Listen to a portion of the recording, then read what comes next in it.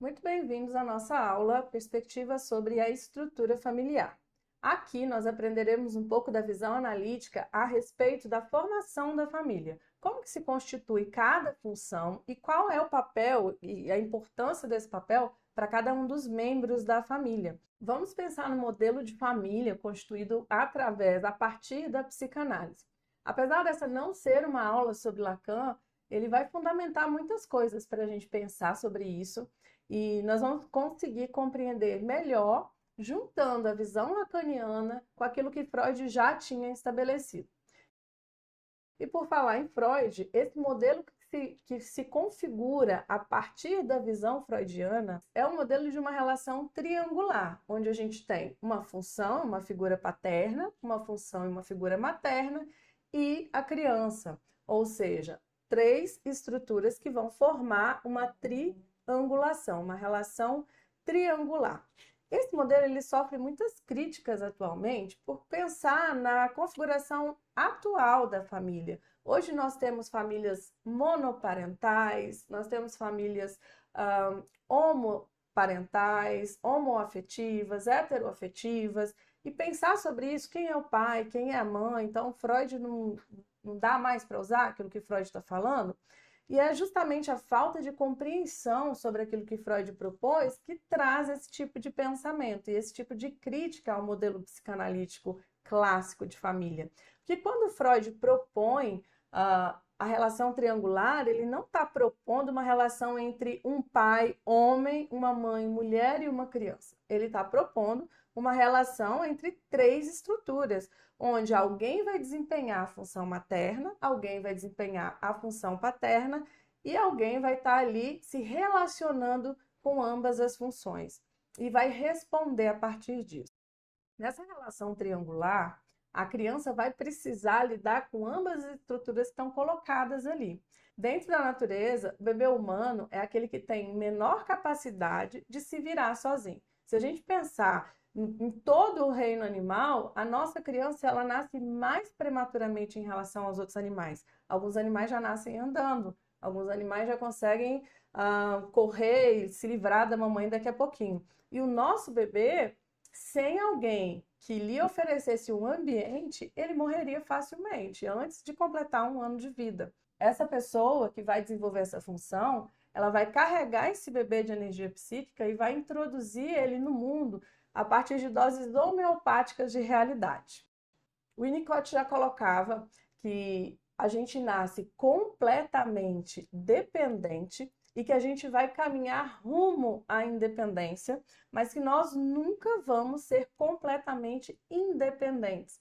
E tem sempre um comentário que eu faço todas as vezes que eu dou essa aula, que é: algumas pessoas ainda têm mais de 40 anos e dependem do papai e da mamãe para sobreviver. A função materna é aquela que vai carregar a criança de energia libidinal. Imagina que esse bebezinho ele nasce sem nem saber que é um indivíduo ainda. E é o calor materno, o cuidado materno e essa estrutura que pode ser desempenhada por qualquer uma das pessoas da família, mas normalmente acontece a partir da mãe, seja ela uma mãe biológica ou não, uma mãe por adoção, é que vai proporcionar para essa criança que ela consiga se desenvolver de uma maneira saudável. O Winnicott coloca que a mãe precisa ser suficientemente boa. O que seria uma mãe suficientemente boa? É aquela mãe que vai proporcionar também a possibilidade de falta para a criança. Existem algumas mães e alguns pais que estão o tempo inteiro se antecipando às necessidades da criança. Com isso, eu alimento a dependência e a incapacidade dessa criança de realizar as coisas por si só. Eu também estou aumentando a insegurança e alimentando a baixa autoestima dessa criança. Uma vez que sempre eu vou precisar de alguém para fazer as coisas por mim, a resposta que eu tenho consciente é de que eu sou incapaz, de que eu não consigo fazer por mim mesmo. Por isso que é importante a gente ter a mãe que seja suficientemente boa, ou seja, que proporcione o cuidado necessário para a criança, mas que nunca se antecipe às necessidades da criança à medida que ela cresce. Bom, o bebê vai ser colocado em algum momento como o falo da mãe. E o falo para a psicanálise é a representação daquilo que nos falta. É como se fosse um furo, como se houvesse um furo na nossa consciência que precisa ser preenchido, que precisa ser tamponado com algum objeto. Esse objeto, ao longo da nossa vida, ele vai transicionar. Então, no início, a gente tem a mãe como objeto, e ele, a partir do momento que você vai se formando como pessoa, esse objeto vai mudando de lugar. Aquele desejo que você não sabe exatamente o que é. Então, vamos exemplificar com aquele filme Senhor dos Anéis. Imagina que o falo vai ser o anel, que quando é encontrado, carrega a pessoa que o encontrou de empoderamento, de força, de poder, de sensação de completude. Quando a gente sente que está completo, a gente sente que pode qualquer coisa. Um outro exemplo disso é quando a gente está apaixonado. A pessoa se torna o objeto que vai tamponar esse furo. E a pessoa, ela chega a suprir todas as outras necessidades que a gente tem. Imagina que as pessoas apaixonadas comem menos, dormem menos, a única coisa que elas têm vontade de fazer é falar com a pessoa que é objeto dessa paixão. Então, o bebê, em algum momento, ele vai ser para essa mãe esse objeto. E a gente chama aqui na psicanálise de falo, tudo bem? Ele vai preencher essa falta existencial da mãe. E por algum período de tempo, essa mãe entra num estado de adoecimento psíquico, um estado meio psicótico mesmo, assim, onde tudo que ela consegue pensar é na criança. Mas esse adoecimento, ele é necessário para que ela consiga carregar a criança que vai chegar de energia psíquica. Se não existe nessa relação diádica esse apaixonamento pelo bebê, a gente pode ter no futuro uma estrutura frágil, uma estrutura vulnerável. Então, é muito importante que a mãe entre nesse estado. Normalmente, isso começa na gravidez. Então, as mulheres grávidas, de repente, passam a enxergar o mundo como a barriga, né? Você só vê o bebê, só fala em bebê, só pensa em bebê, só pesquisa sobre isso. Quando a criança nasce, a libido da mãe é completamente drenada dela mesma e canalizada para a criança. Alguns casamentos chegam a terminar aqui, porque a família que ainda não entende a respeito disso pensa que não existe mais conexão e ligação entre o casal. E de repente, antes dos 3 primeiros anos da criança, o casamento já acabou. Mas é importante pensar que daqui a pouco essa energia da mãe que está completamente canalizada nesse bebê vai ser transferida para outro objeto. Normalmente o objeto que está figurando como a função do pai. Pode ser o trabalho, pode ser o próprio marido ou a outra questão, mas em algum momento o olhar da mãe vai atravessar o bebê e vai ser redirecionado. E aqui o bebê vai sofrer o que a gente chama na psicanálise de castração, ou seja, a percepção de que eu não sou o centro do universo. Existe algo além para o olhar da minha mãe que ela direciona essa energia que antes era minha e agora passa a não mais ser minha, propiciando aqui justamente essa falta estrutural que todos nós temos, essa falta que precisa ser preenchida com alguma coisa. Vamos compreender agora a importância da falta nessa relação criança-bebê? Lacan nos alerta sobre os perigos do desejo, caso ele não seja dosado por alguém. É importante que a mãe seja suficientemente boa, como a gente acabou de colocar, não se antecipando às necessidades da criança. E a segurança da presença só vai existir com a possibilidade da ausência. Quando eu estou o tempo todo me antecipando às necessidades dessa criança e não existe falta, existe um sufocamento, um adoecimento dessa criança também. Isso vai desequilibrar e vai trazer uma desestruturação no humor da criança, porque imagina que eu preciso ter um polo positivo e um polo negativo. Se eu tenho só um polo, eu angustio essa criança. Se só existe a satisfação dos seus desejos, das suas necessidades, ela vai estar cada vez mais angustiada e mais insegura. Pensando ainda na falta, é muito importante que essa falta seja dosada e atravessada por alguém. A partir daqui, entra essa terceira pessoa na relação que vai figurar como a função do pai. Só para reforçar, as funções podem ser executadas por qualquer pessoa. É importante que alguém possibilite esse carregamento de energia, fazendo a vez da função materna, proporcionando cuidado, ambiente, abastecimento. e alguém vai figurar como a função paterna, trazendo junto a falta. Imagina que esse desejo da mãe é algo tão forte, tão poderoso, que Lacan ele exemplifica isso como um crocodilo com a boca aberta. É tanto desejo, é tanta energia que essa boca está aberta, prestes a devorar a criança. E o pai vai figurar como, imagina que você coloca ali na estrutura dessa boca um tronco, um galho, alguma coisa para frear esse desejo materno e vai impossibilitar que essa criança seja devorada pela mãe. A gente pode perceber isso, às vezes, em algumas mulheres com bebês recém-chegados.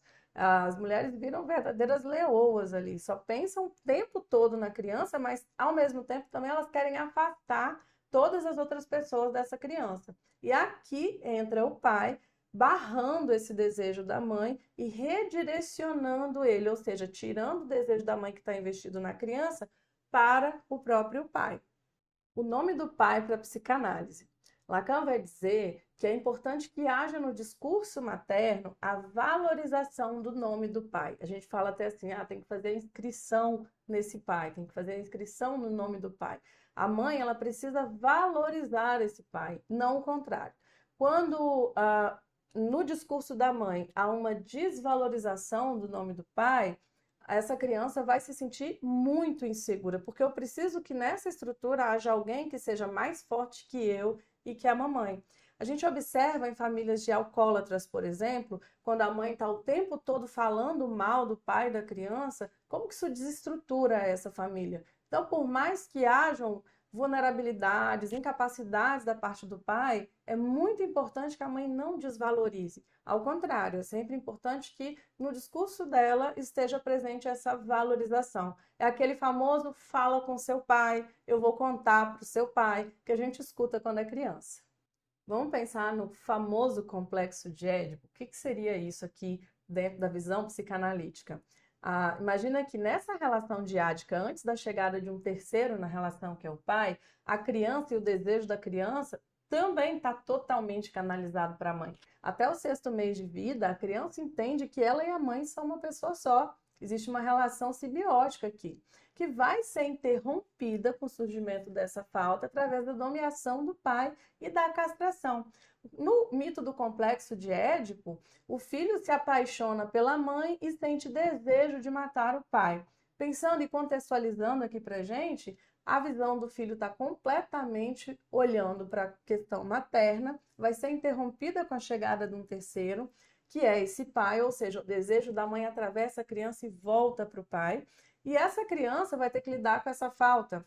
Aqui a estrutura narcísica sofre uma ruptura. A criança vai entender que ela não é o centro do universo e é isso que a gente chama de castração. A partir do desejo da mãe, pelo pai, a criança vai, e o surgimento, né, da castração, a criança vai introjetar essa falta, introjetar no seu inconsciente a estrutura paterna e vai surgir aqui o superego. Antes a gente tinha só um id, depois com o carregamento libidinal que a mãe coloca na criança, nasce o ego e a partir da castração surge o superego. A criança, com a castração, vai jogar para o inconsciente todo o desejo que ela sentia pela mãe, se esquecendo disso, e vai passar a desejar também o olhar do pai, vai passar a desejar o reconhecimento do pai. Num primeiro instante, nós temos uma relação diádica, e a partir da castração, da nomeação do pai, da valorização do nome do pai nesse discurso, do nascimento e surgimento do superego, a gente forma a relação triangular que Freud já colocou. E aqui a gente tem mais uma questão, que os pais, que até então estavam colocados somente como pai e mãe, passam a ser vistos pela criança como homem e mulher. Enxergar os pais como seres sexuados meio que escandaliza a criança, escandaliza o adolescente. Podemos citar como exemplo quando os pais se separam e eles precisam se relacionar novamente com outras pessoas. Quanto ciúme a criança sente, quanta angústia ela atravessa por perceber que o pai e a mãe estão namorando. Aqui também nessa relação do casal, mesmo que ele não se separe, que ele continue junto, olhar para os pais como seres sexuados vai causar na criança um constrangimento pela confusão de compreender. Se a minha mãe deseja o meu pai e vice-versa, eu também os desejo. Então eu também tenho essa atração sexual pelos meus pais, e é mais uma coisa para a gente recalcar. Então, surgir como homem e mulher se desvinculando, né, do mãe e pai para a criança, é meio que mais um trauma para a gente ter que lidar. O pai vai figurar aqui como uma interdição. E as interdições, como já dizia Levi-Strauss, possibilitam a circulação. Como assim? Uma vez que eu delimito quem é o quê e até onde cada um desses personagens pode ir, eu possibilito saber como que eu vou circular por cada um desses personagens. Imagina que quando você atribui ao nome de alguém da sua família tia, você já sabe que com a tia você vai lidar diferente daquilo que você lida com a sua mãe, com o seu pai. Imagina que existe alguém que gosta de você, que é apaixonado por você, e de repente você dá o rótulo de irmão para essa pessoa. Como que essa pessoa vai se sentir? A gente está interditando, a gente está delimitando, né? Automaticamente você joga a pessoa para a friend zone, falando onde ela pode ir, o que ela pode fazer ou não com você. Dessa forma, o nome atribuído a cada um dos personagens dessa relação vai ser colocado junto com uma função. Por exemplo, a gente pode pensar que os pais não são amigos, que os irmãos não são os nossos pais, que os amigos não são da nossa família. E aí a gente vai atribuindo função a cada um desses personagens. Junto com essa função, atribui-se também uma hierarquia. Vamos pensar no modelo de família saudável, e aqui como saudável a gente coloca uma observação, uma aspas, porque a gente não pode determinar o que é saudável, o que não é saudável. Vai ser saudável aquilo que é funcional para cada um. Mas pensando no modelo de família saudável, numa estrutura saudável, de baixo para cima, nós temos aqui um triângulo do lado esquerdo, ok? Onde existe aqui pai, mãe, uma barra, ou seja, houve castração, houve a incidência da falta nessa relação e a criança está lá na terceira ponta desse triângulo, certo? A criança, filho. Então, temos um modelo tradicional de família, pai, mãe e filho, a saber, função paterna, função materna e criança, reforçando, as funções podem ser executadas por quaisquer um dos membros da família, sejam eles homens ou mulheres. Então, pai, mãe, filho, aconteceu a castração, que vai possibilitar que esse filho se torne marido, que vai dar a possibilidade também que esse filho se torne pai e que vai dar a possibilidade do surgimento de uma criança nessa relação. Ou seja, eu sou primeiro filho, depois marido, depois pai e a partir daqui eu tenho mais uma criança na família. Do outro lado, nós temos pai, mãe e filha, família saudável, lembrando, a constituição do surgimento de uma nova família. Lado direito, pai, mãe e filha. A castração aconteceu, ou seja, essa criança teve a sua ferida narcísica colocada, que vai possibilitar que ela saia da posição de filha para a posição de esposa e posição de mãe. Se a gente olhar lá em cima, nós temos um pai, uma mãe e um filho. Uma nova família surge aqui. O que vai acontecer se eu não conseguir configurar essa família, pai, mãe, filho, cada um dentro da sua função e do seu papel? Vamos ver? Primeiro modelo disfuncional de família. Temos o triângulo do lado esquerdo, pai, mãe, filho, sem a incidência da castração, ou seja, não houve a barreira e não surgiu a falta aqui. Esse filho, ele não vai conseguir entrar na posição, sair da posição de filho para a posição de marido e automaticamente ele também não vai conseguir sair dessa posição para se tornar pai. Do lado direito temos uma família, pai, mãe e filha, que também não foi castrada, ou seja, não houve a incidência dessa falta. Essa filha não vai conseguir sair da posição de filha para esposa e nem de mãe. Aqui a gente tem um problema, porque o que vai acontecer? Se do lado de cá a gente não tem uma pessoa que conseguiu se tornar marido para se tornar pai, e do lado de lá a gente também não tem uma mulher que conseguiu sair da posição de filha para se tornar esposa, para se tornar mãe, um vai querer maternar o outro. E ambos esses pais não vão conseguir executar a função com esse filho que nasceu na nova família. E essa família vai ficar emaranhada, bagunçada. Aqui a gente encontra também aqueles pais garotões, aquelas mães, as novinhas, né, que querem ser novinhas. Ou seja, eu não sei se nessa relação eu sou irmã do meu filho, eu sou irmão do meu filho, eu quero me comportar como se eu fosse um garotão, uma garotinha, e essas funções ficam completamente bagunçadas. Algumas dessas pessoas chegam, inclusive, a competir com os seus filhos. E aqui a gente tem um problema grave também. Nesse segundo modelo, na primeira família, pai, mãe, ok, castração aconteceu, ou seja, o sujeito foi barrado, e aqui esse filho vai conseguir se tornar marido e vai conseguir se tornar pai. Porém, a sua esposa não passou por essa barreira. Não houve aqui o surgimento da falta, não houve a castração. Tá vendo que não tem a barrinha do outro lado? Então a esposa não conseguiu sair da posição de filha para entrar na função de mãe e esposa. Então, nesse casal aqui, o pai assume o lugar de pai da própria filha, mas a esposa também o coloca no lugar de seu pai. E nesse caso, ele paterna a filha e a esposa. Aqui a gente vai ter uma competição entre a mãe e a filha, que vai ser maior ainda. Já existe naturalmente essa competição entre a mãe e a filha, mas aqui vai ser maior ainda. E a gente escuta aquelas frases: todo mundo acha que eu e minha filha somos irmãs. Então, de alguma forma, essa mãe afirmando a existência desse laço entre ela e o marido, com a função paterna sendo executada por ele para ela também. Nessa representação, a gente tem a interdição, que acontece do lado da primeira família, da parte da mãe, mas na segunda família, isso não acontece. A filha consegue sair da posição de filha para esposa e mãe. O problema é que do outro lado as funções estão encavaladas aqui. Esse filho não saiu da posição de filho nem para marido, nem para pai.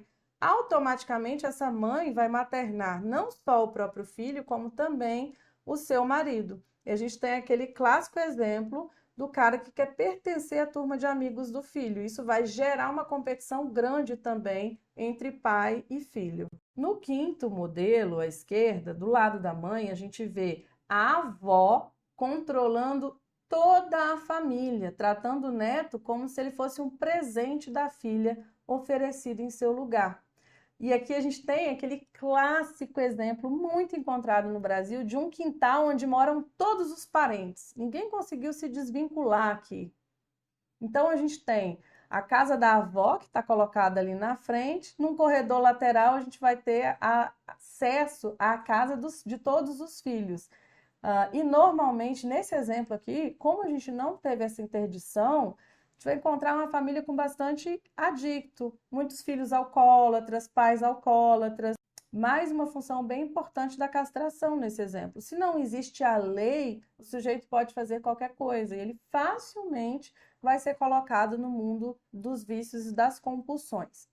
Do lado direito, no lado do pai, a gente vê o avô controlando toda a família, impedindo o filho de se nomear como pai e tomando todas as decisões no seu lugar. Na estruturação da família para a psicanálise, é muito importante, então, que se configure essa relação triangular entre pai, mãe e bebê, mas que haja também a instauração da falta.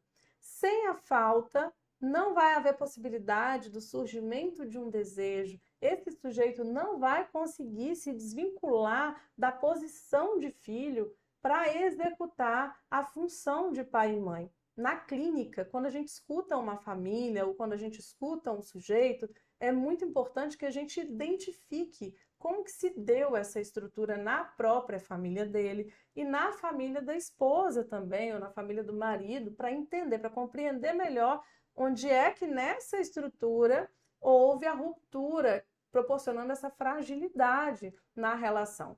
Se eu não consigo sair da posição de filha, eu não consigo entrar na função nem na posição de esposa e mãe.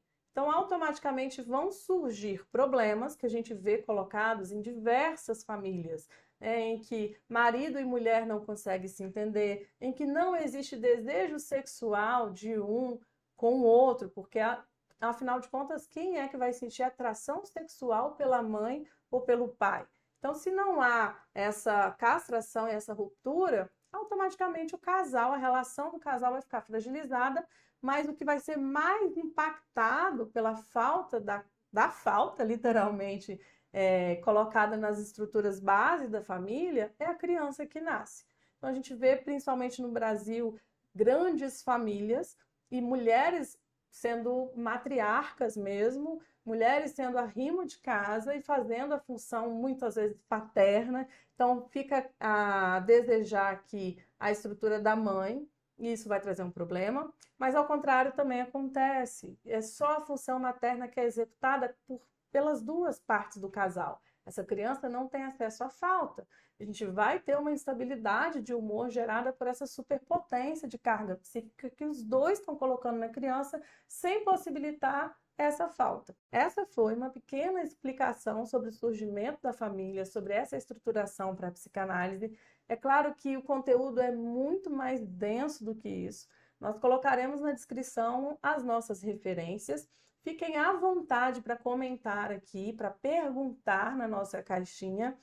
E, além disso, nós temos também o nosso plantão pedagógico, que vai passar todas as informações que vocês precisarem, extra aula gravada. Muito obrigada por assistir até aqui e até a próxima aula. Friend zone. Zona da amizade. Não, tá, eu tô pensando. Imagina que alguém gosta de você. E você... Não, você para mim é um irmão. Você é como meu irmão. Automaticamente você tira a pessoa da posição erótica e coloca ela na posição de irmão, pô, não transo com meu irmão, entendeu? Aí ela tá na zona da amizade. Não, entendi, mas esse conceito só procurando no Google. Você é de outra geração.